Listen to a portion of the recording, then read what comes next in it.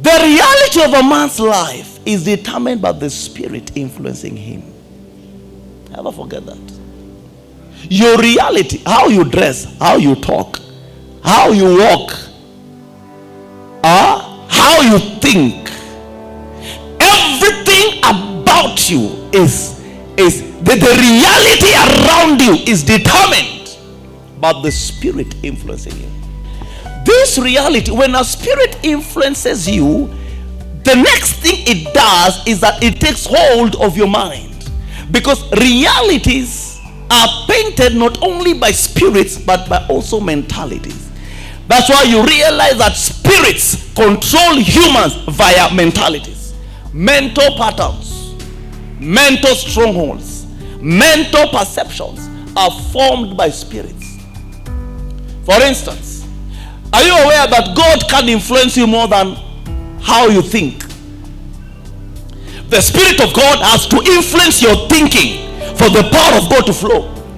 I told you something the other day, that thoughts are spirits, attitudes are spirits, emotions have spiritual inclinations. Can you see your thoughts? Can you touch your thoughts?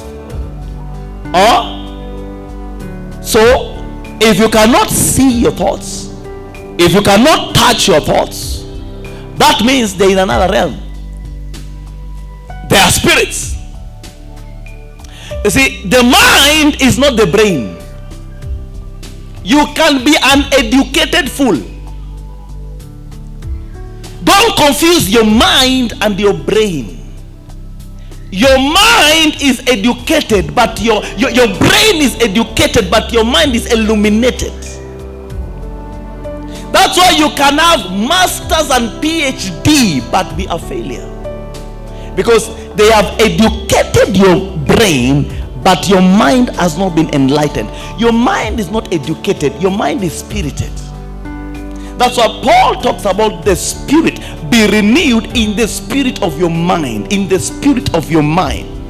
If I cast out the spirit of poverty out of you, but I leave the thoughts of poverty in your mind, that spirit will go, but the thoughts will attract it back.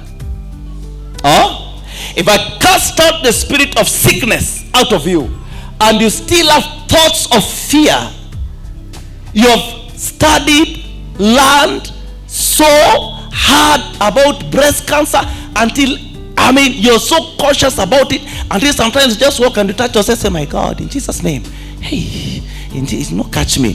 So already you have thoughts of fear. Even if I pray for healing, the thoughts will attract the spirit of that disease. There are two kinds of deliverance. There is casting out demons, and there is casting down strongholds. We cast out demons, and then we bring down or cast down strongholds, because the same demons that are casted out, they will be attracted back by the mental stronghold. And that's why deliverance is instant, and at the same time deliverance is a process. It's instant because we cast out. It's a process because you have to pull down. So after prayer point, you need revelation point. So it's not just saying die and casting the demon out. You cannot cast out a spirit without changing mind. At the same time, to pull down mental strongholds, you need spirit, because thoughts are spirits. You can go to a lecture class and they tell you that if you fornicate, you have a risk of getting HIV, you have a risk of being pregnant, you have a risk of cervical cancer and all that. And you will walk out of that classroom into your boyfriend's house and open leg.